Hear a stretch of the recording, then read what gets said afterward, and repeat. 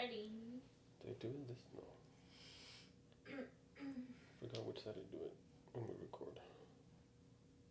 What's this side? Can't get that sound out of my head. Which one? Soda pop. It's your daughter's fault. Yeah.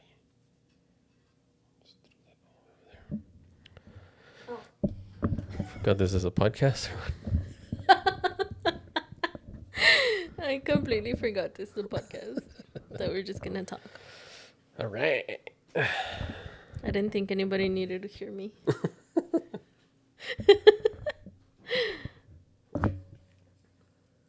Is that Penelope already? I don't know. Oh. All right. Welcome in, everyone. Welcome back to Doing It Raw. Relationship goals. goals. Oh, we're getting better. We are getting better. We're getting hotter with each day. Okay, here we go. Why How are blushing? you? I don't know. I just. How are you guys? Hope you're doing Yeah, I was good. asking them, baby. Yeah, but you looked at me. Yeah, because you're hot. How are you guys? Welcome in. Thanks for joining us again. This has been our first kind of you and I episode in a while. Uh-huh. I think our past, maybe 4 or 5 episodes we have guests on, which have been tremendous. Mm-hmm. I mean, we had the conversation with them personally, and we learned a lot. It helped our relationship, and I hope it did the same for you all. That's why we do it, to share with you all so that you can learn and implement these things into your relationship, into your life as well. Yeah, like this whole thing is about learning from each other's, struggles and stuff. That's why we like to call it a community, because we need each other. Yeah. Like there's things that we haven't gone through that other people have, that because we like to prepare, right? Like we like to prepare for things that have not happened to us, but that we're like, it could happen. What would we do? And I think having conversations with these people really gives us like the perspective of putting ourselves in their shoes. And if that were to happen, how would we handle it? Yeah. Because all of the guests that we had on dealt with stuff that we haven't dealt with in a relationship, and they made it through. And it's things that, of course, we don't want to happen in our relationship, but sometimes a lot of those things we have no control over. Mm-hmm. So I want to learn how to avoid them. Yeah, or prepare for them. Yeah, learn how to work through them and stuff. Yep. Yeah, we dealt with a very loving man who went through separation, with a couple who went through child loss, a couple that technically broke over, separated due to finances, and even a couple who came together through a tremendous loss of their previous partner, and what they learned as to how that helped them be in the relationship that they have now. Yeah. And another couple who, my God, they made it through. I think what the world can equate it to is, I think, long-term relationships, or not long-term, long distance. Yeah, but even then, they still saw each other, but it was still not to the point where that a relationship needs. And they made it through that after years. Mm-hmm.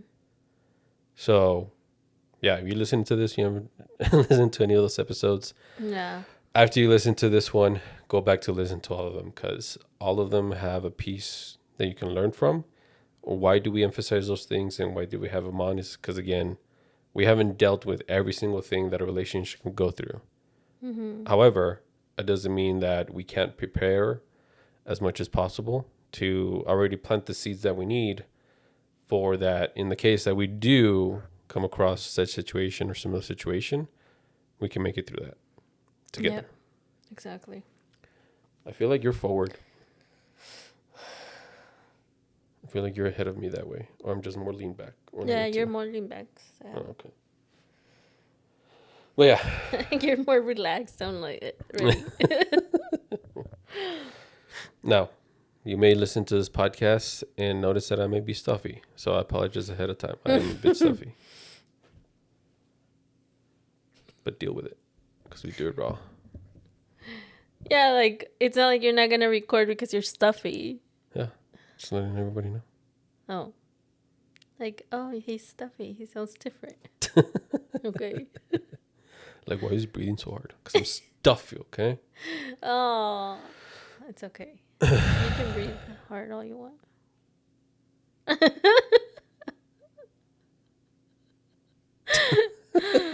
Yeah. So, yeah.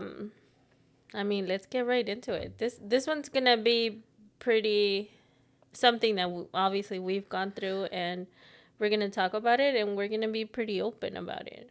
Yep. I don't think we've ever went into depth of this situation. We've kind of mentioned it and stuff, but I don't think we've ever really sat down and talk about it for them to hear, for everybody else to hear. Are you ready? Yeah. Are you guys ready? Yeah, this is going to make some people uncomfortable. Some people be like, oh, what if? Ask certain questions, maybe. Yeah. And I think it's important because at some point I was in like denial, and maybe I was even like ignorant to the fact. Yeah. Denial is a river in Egypt. Yeah. So. Oh my gosh. Just move past my jokes. Like, all right. Cause like I'm wearing my pink lipstick, right? So that means I'm here for business. I'm here for business. So the jokes. Business can be fun. I know, but you know me. Just like our relationship can be fun. Me and my spaghetti brain. So basically, she's gonna interview me. am I? I don't know. No, okay. So I guess I'll start. Proceed. So I thought that it was important for us to talk about I think one of the biggest problems in our relationship, and it was a problem that I really, like I said, I was ignorant about. I didn't even think it was a problem. I didn't even think like it could cause any problems. And it was a lot because of how society tells you nowadays. You know, if you listen a lot to like I don't know, newer generations and couples, like it's like, oh, it's no big deal. And that's how, I guess, because I wasn't ever like in a healthy relationship, I was like, okay, like it's totally fine. Or that's what I was told. Like, oh, Yeah. it's fine that he does that. Oh, it's fine that, It's normal. yeah, it's normal. Or that you guys do it together, or like things like that. Yeah. And it wasn't until you're like, no, it's not. Which is crazy because I've seen so many couples that struggle with this, that the husband tends to be like more of like it's normal, and the wife is like, I don't like it. As for me, it was like, okay. Like, okay, cool story. What? Yeah. And you're like, no, it's actually a problem. Yeah. So we want to talk about porn addiction. You ready? Yeah. Okay. I'm just checking because, you know, it is a sensitive topic, but I know that you've always been very open about it. Yeah. Well, not always, but you started being more open about it once you realized that it was causing an issue, right? And like I said, a lot of men tend to be like, well, everybody does it. So I don't know if you want to tell them like when you started to realize that it was a problem. When I started to realize it was a problem,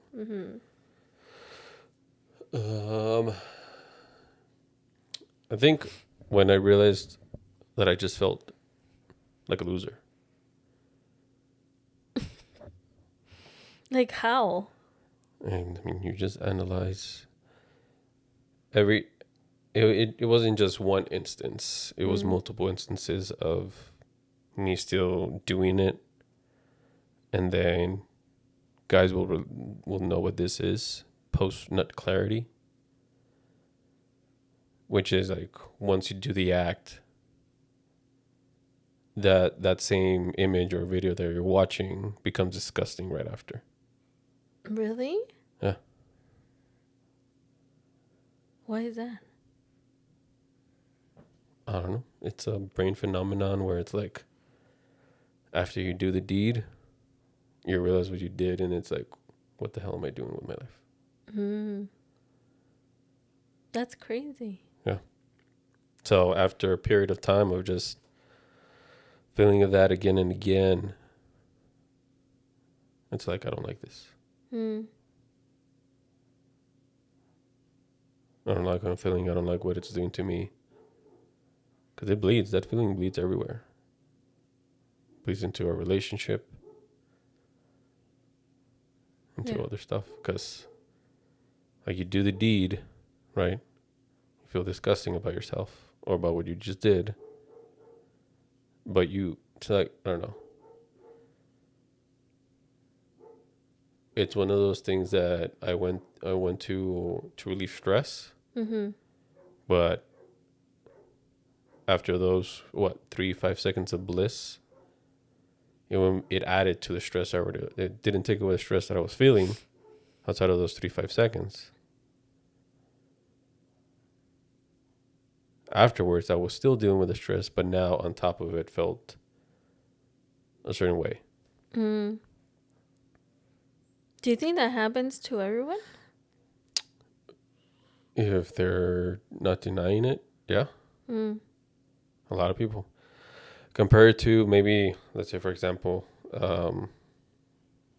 you're not watching any of it, but let's say someone having an affair, right? The build up to that affair is fantastic, but once you're done with it, you're like, what am I doing? Like, this could ruin my relationship, this could ruin my life, so on and so forth. So you kind of stay away from it for a bit. But because you don't have anything else, you haven't done the work to overcome it, Mm-hmm.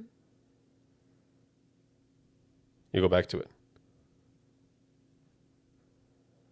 Do you think that this happens because of the way that you're exposed to porn? Yeah. Really? Yeah, I mean, my story with it, and this is me, I don't know how much it is with every single boy, but once I knew that as a little kid, sometimes you discover yourself. You're like, oh, this actually feels good. Mm-hmm. But you don't know what you're doing. You're innocent. Yeah. But of course, as you grow up, as you develop, so on and so forth, your natural attraction starts to kind of wander. Mm. So I don't know how old I was.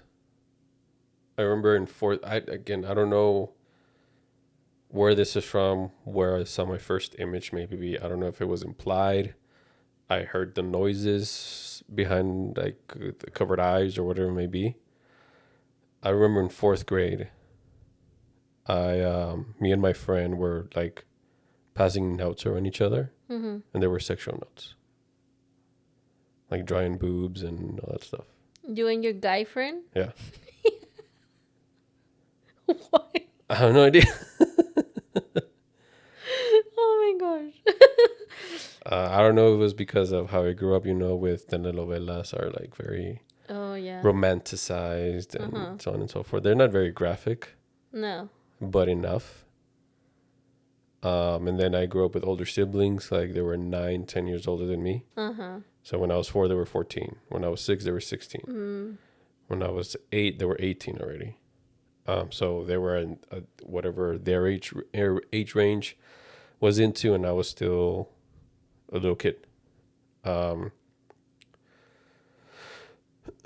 So maybe that's where it kind of led to. The seeds. That's where the seeds started. Like, I mean, I wasn't an addict to porn when I was a kid. But again, I continued to develop.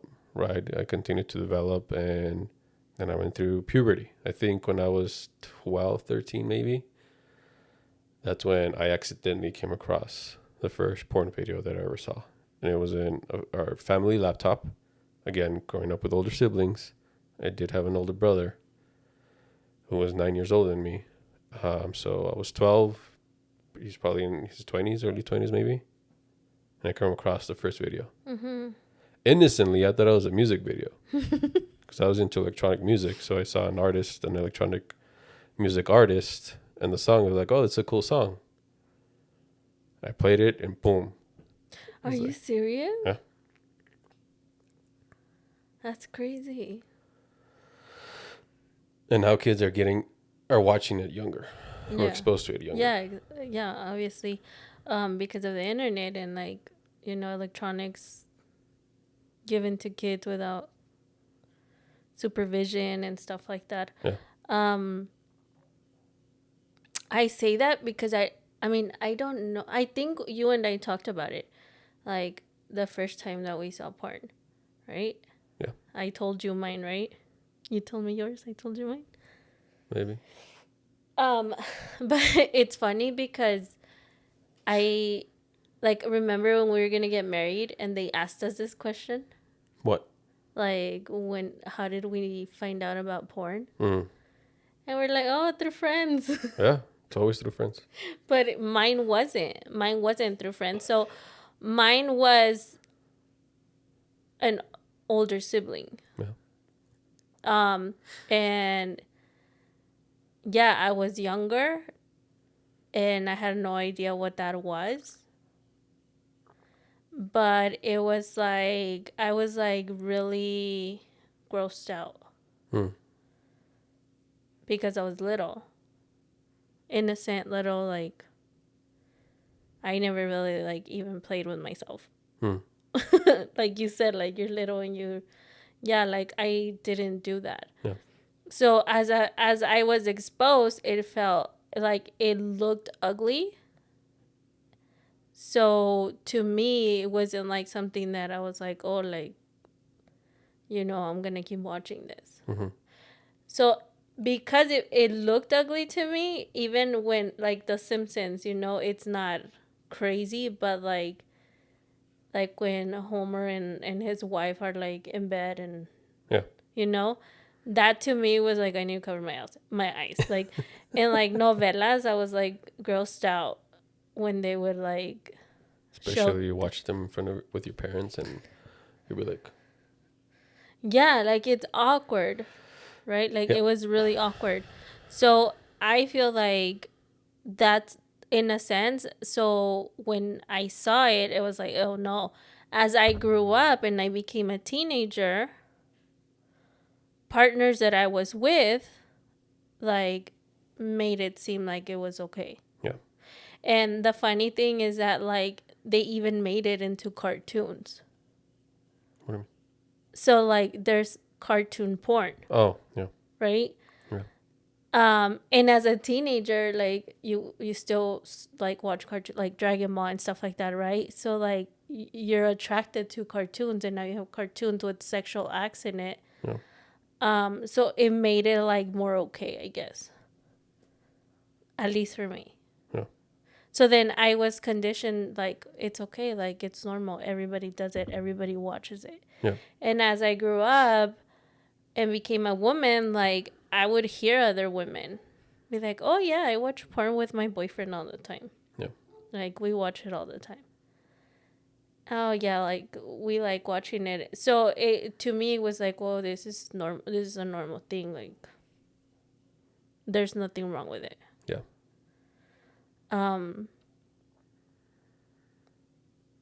So it's crazy to me.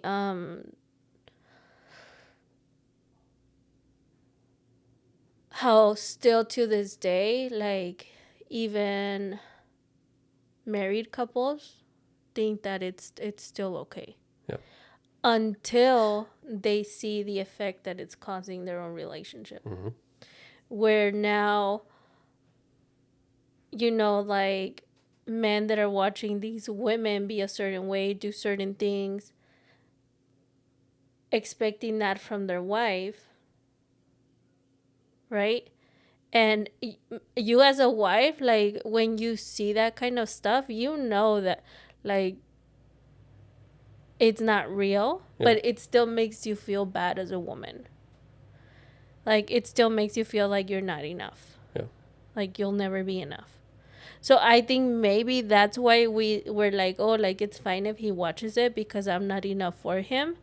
So, like, that will kind of give him that little extra that he needs or whatever. Mm-hmm. But then I think, like, in some marriages, it even starts replacing Their intimacy. the sex between a husband and a wife. Yep. So talk a little bit about that. I mean, nowadays it's because there's so much of it everywhere. Before it was harder because before it was just magazines like Playboy and all that stuff, and maybe VHS tapes. Like there was movies, but you had to buy them. Yeah. Now it's free everywhere. I mean, like, they had those. I remember when we used to go to the video store. Yes, I am old. The X-rated section. I feel old. They had, like, the curtain, Yeah. and then, like, oh, that's the X-rated section. Blockbuster. Well, when I was in Call it Nutbuster. no, when The Hey. Nutbuster corner. When I was in the little town over there, like, it had its own little video store. Yeah. Like, family owned. Well, I don't know if it was family owned, but, like, privately owned. So, like, it had, like, a little curtain. Yeah. And you knew, like, you can't go over there. Yeah. But you always wanted to be like, what's in there? Yeah, curiosity. Yeah.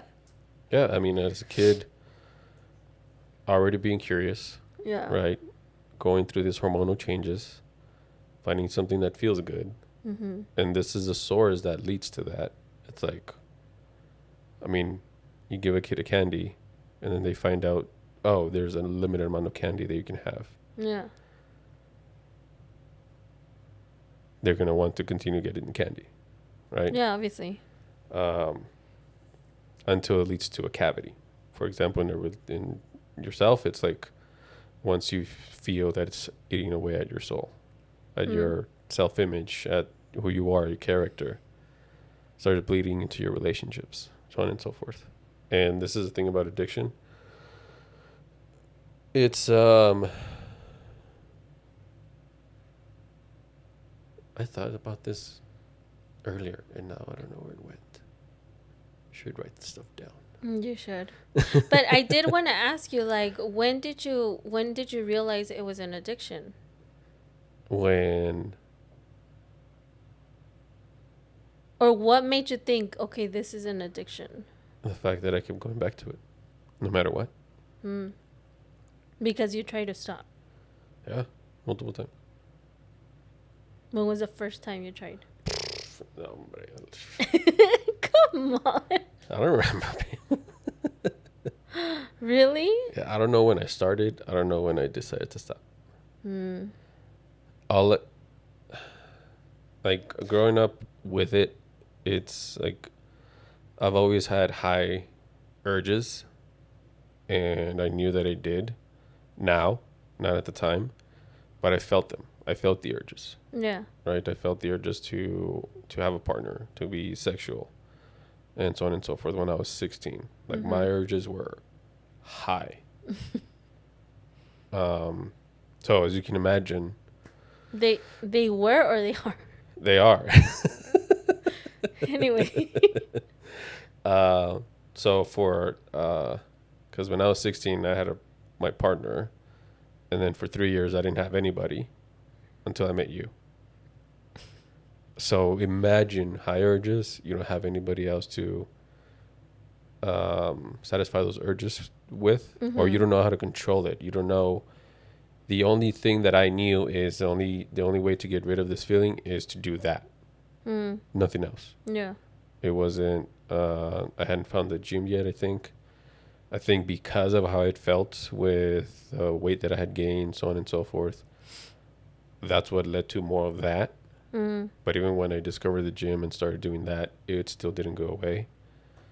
Because by that time, more than likely, it was an addiction.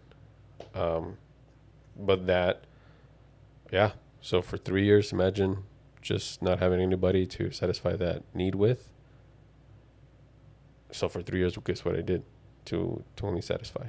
Because I had no partner, I had nobody else, nobody was watching. You didn't have a partner by choice? Yeah. It's a weird thing. Like, I held literally being physical with someone and do the act, something that was holy, which was higher than anything else. That should be important. You shouldn't be giving your body to anybody else. Then again, I was giving my body to porn.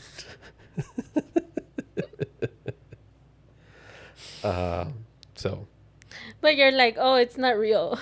I mean, again, because it's not like at the time I was thinking this is not normal. To me, it was like everybody is doing this. Yeah. My friends are talking about it all over the place. In the first 2 years of our relationship, I don't know if it was, yeah, it was before we got married. That I worked at that food place. I was still going through it, and the guys were literally talking about who's your favorite porn star. No way. Yeah. Are you serious? Yeah. Wow. So like, because I guess that never crossed my mind that like you guys would actually talk about that stuff. Yeah. That's crazy. Yeah. I mean,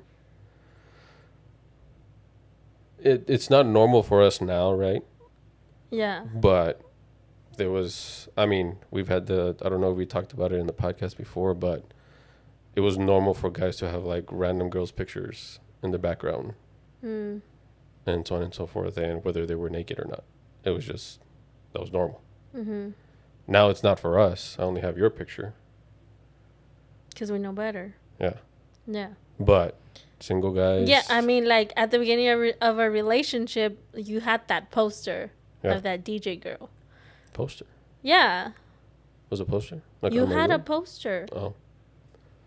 It was like on that wall that was like on top of the closet. How do you not remember your poster? I remember it because I hated seeing it. Like, I hated seeing it. And then you had her on like the screen of your My laptop. Your laptop.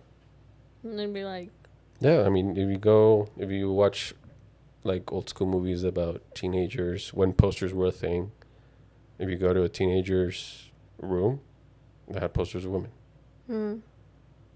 Yeah. Right? Or cars. Why couldn't you just get posters of cars?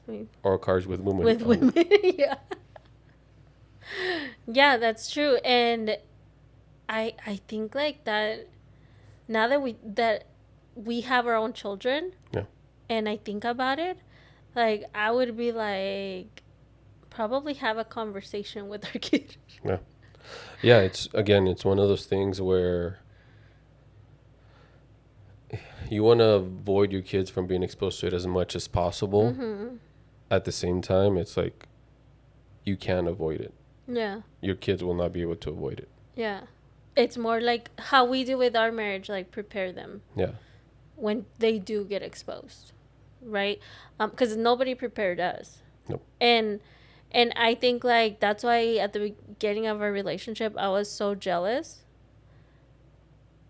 Because. Oh boy. Because like of me seeing like that girl, and me feeling like I look nothing like her. And it's crazy because I knew I had those urges. I think it was a December, maybe November time frame where I had those urges, and pornography and masturbating was not satisfying them at all. And you know how I told you that I prayed for you? Mm-hmm. It was because I was tired of feeling that. And I'm like, God, just please bless me with a beautiful girlfriend. Colored eyes, beautiful smile, big butt.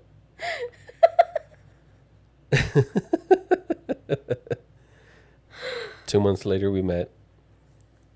3 months later after that, we ended up together. That's insane. Yeah. All for your needs, babe. Oh my gosh. Like, now that I think about it, I came from your needs. Yeah. Didn't I come from your need? Of feeling secure, Oh, yeah. feeling protected, feeling safe. Yeah, but see, like, now it's like, But if like it's one of those things where if we're talking about needs, right? mm-hmm. You were addicted to feeling that, and that's why you just went to whoever can do that as much as possible to avoid what you were protecting Wow. yourself from. That's funny because this whole, like, when we talked about, okay, what are we going to talk about on this podcast? You didn't think I was gonna flip it around? I was like, what can I say that I'm addicted to? That I didn't even realize that. because So now that I know, I need to work on myself. Why? So that I'm I mean, yeah, to a certain extent. so I don't have this expectation of you feeling like you have to give me that. Protection? Yeah. I think it's more of you not putting me in positions where I need to protect you without when it's not necessary. Because people. He hasn't get on my protected me in a while. nerves. Let's trigger something where he can show me that he can protect me. I like the fact that I haven't I haven't needed to protect you in a while. That means I'm protected. That means I'm doing a great job. Yeah, and we talked about it because like my favorite movie for a long time was Taken. Yeah. Because I just thought it was super cool that like the dad could like beat up everybody and go find the daughter in another country. Yeah. And I'm willing to do all that. But what I'm more than willing to do is not let that happen. Okay, back to you. The point of rescuing the damsel in distress is to get her away from the distress. So that Not to keep her a damsel in distress. that's funny. I don't want to slay dragons that are not necessary to slay. Yeah. It's kind of like, you know how they make fun of Mario? I don't know if you've seen it, but I think Peach is having an affair with Bowser because she keeps going back to him, and Mario continuously needs to rescue her. No, I've never seen that. No? I didn't even think about it. Yeah, so it's kind of like that. It's like Wow. Peach continues to put herself in a position to to be rescued. Yeah. But anyway, back to me. Back to you. Yeah, so you didn't even like, I guess, before you came to me, Mhm. do you even know how long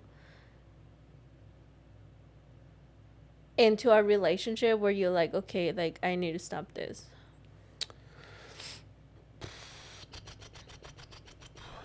As far as where I felt that it was going to affect our relationship, I don't even know how many years I can count. I know it was affecting me, but at that point you were still thinking that it's normal. So it wasn't like a big deal for you. So as far as like me thinking, oh, this is affecting my relationship, not really, not to that extent. Because there was even some times where we did watch it together, Mm-hmm. right?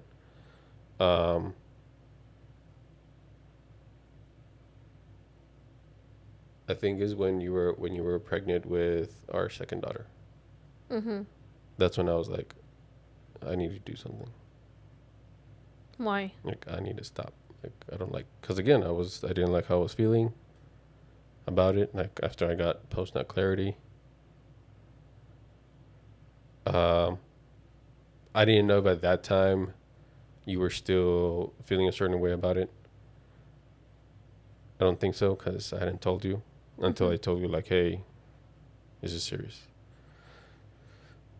But for me, I just I just wanted to stop. I didn't like how I was feeling. Again, I don't know if anybody listening out there has dealt with maybe not porn addiction, but another type of addiction, food addiction, uh, drug addiction, alcohol addiction, where it's just like, you don't like it, you feel like crap afterwards. Like, let's talk about alcohol addiction.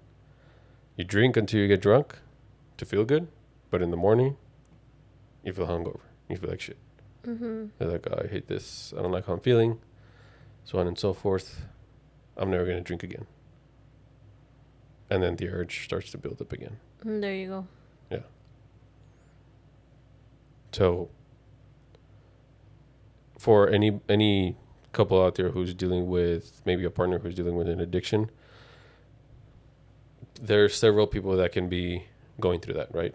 The couple that where the wife does not feel comfortable with it, but the partner, the husband, is doing it, but he thinks it's normal. Mm-hmm. Like, oh, it's normal. Da, da, da. An addict will not do anything about their addiction until they admit that it's an addiction. Yeah. And it's hard for them to see it.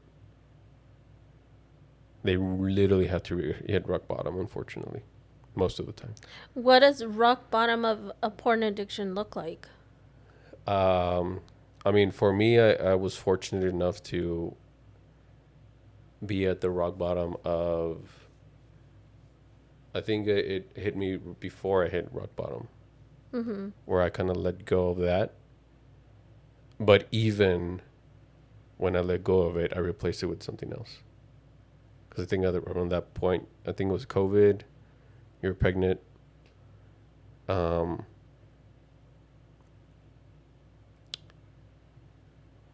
And I think I replaced it with video games, maybe. Started playing more video games. Being on my phone more.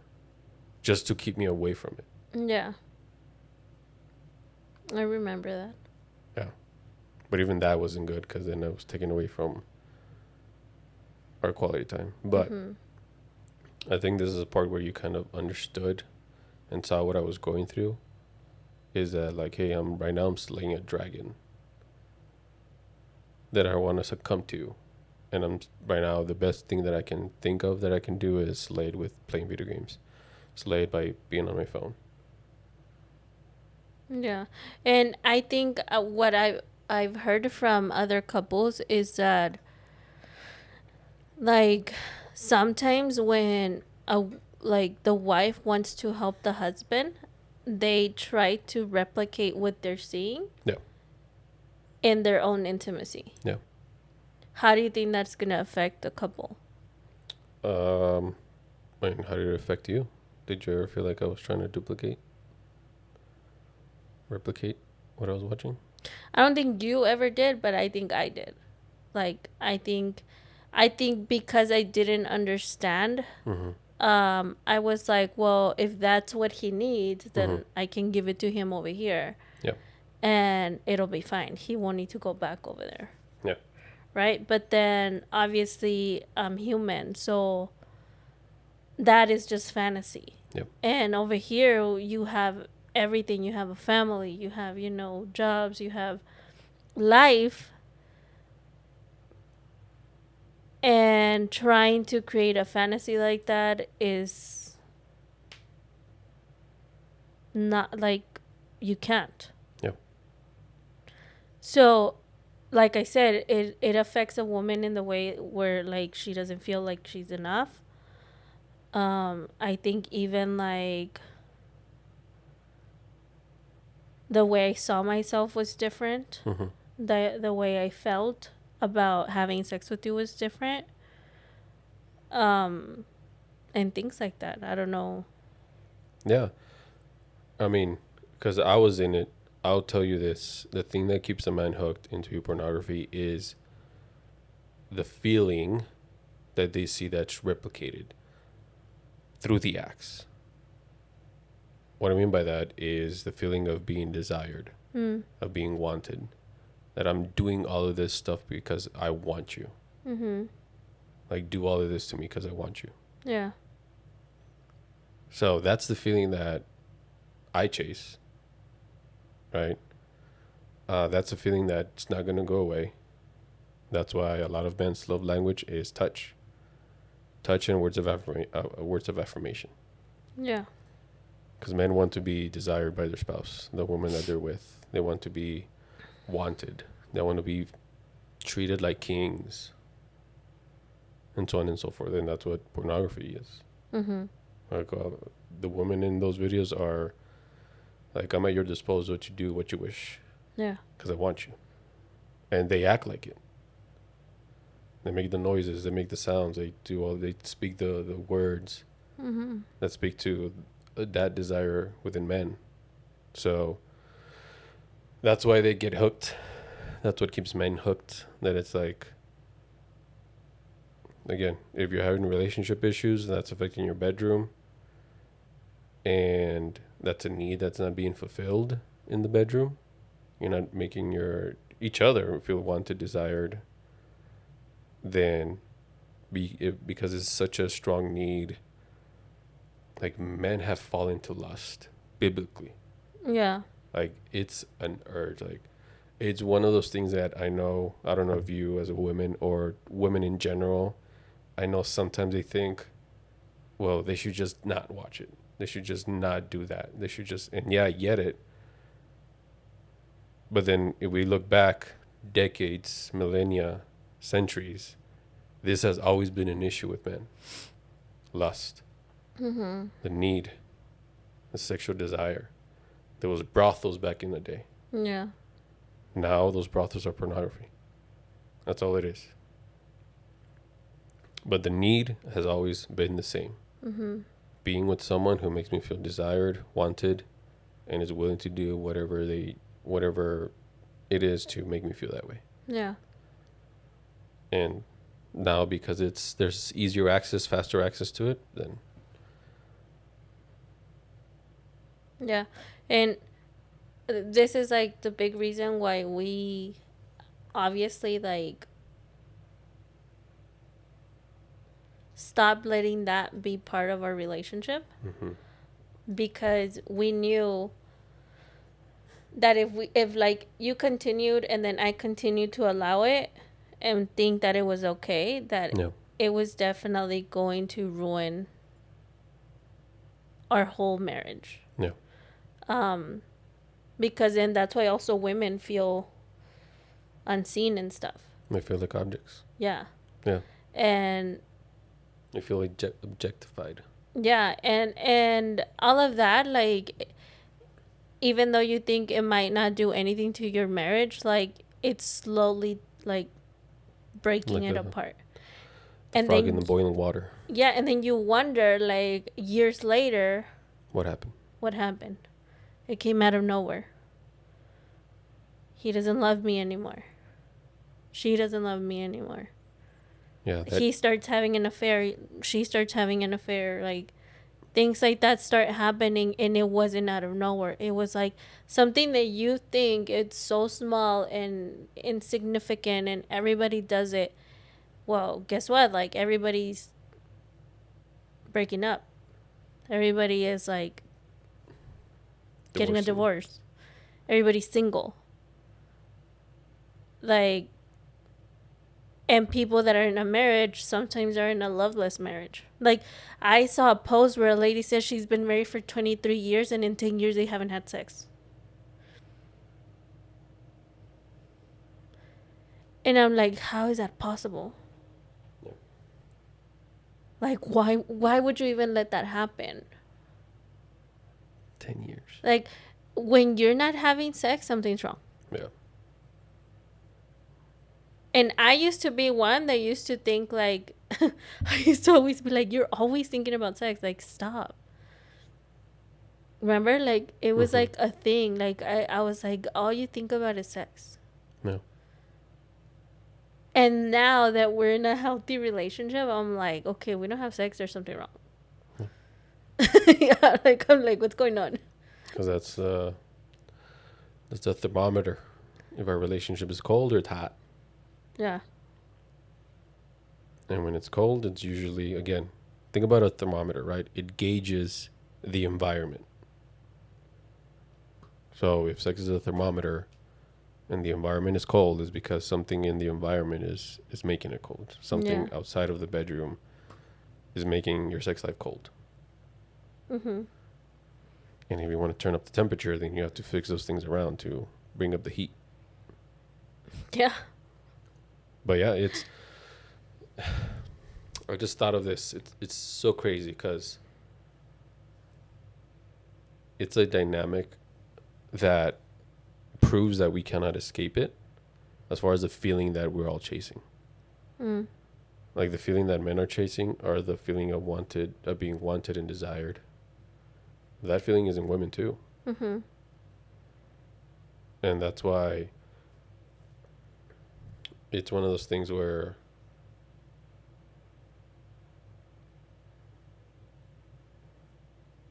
I mean, I guess that we can attribute it to social media. A lot of women posting half naked pics just for the likes in the comments.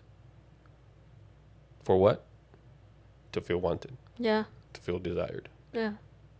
So it's one of those crazy dynamics. Even married women. Yeah. It's one of those crazy dynamics that it's difficult, but not impossible, to kind of escape from. Because it's thrown at you, right? Like women literally can and would be willing to throw themselves at you to make you feel wanted and desired, for the feeling of feeling wanted and desired. Mm-hmm. And it's insane. That's why, like, I believe we cannot escape it, but you can fortify yourself against it. Yeah. As much as possible. Yeah. Man, I don't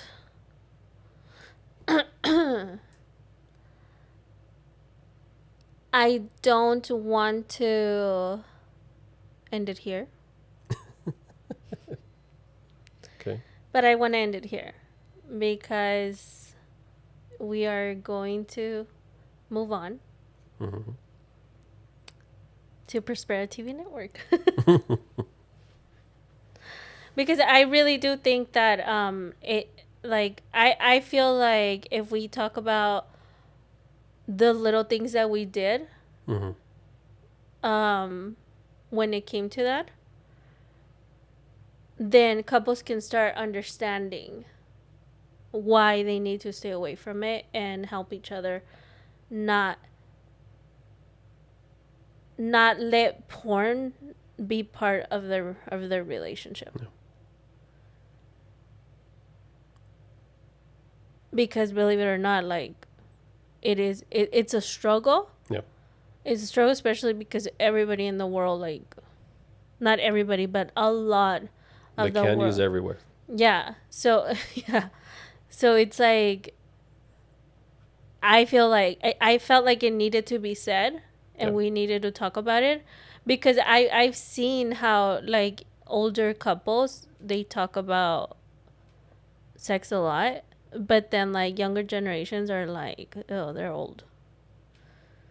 Right? And if you have a younger couple who is like, hey, listen, like if you're not having sex, that's not good. Yeah. If you're having porn in your relationship, that's not good. Right? Cuz it's not going to end well. No. So I want to take those answers into the TV network. And then also we did have a listener who wanted us to talk about something. And I wanted to put it in this one because it kind of intertwines with the whole porn addiction that you had and just all of that. But she wanted us to talk about should a couple have access to each other's phones.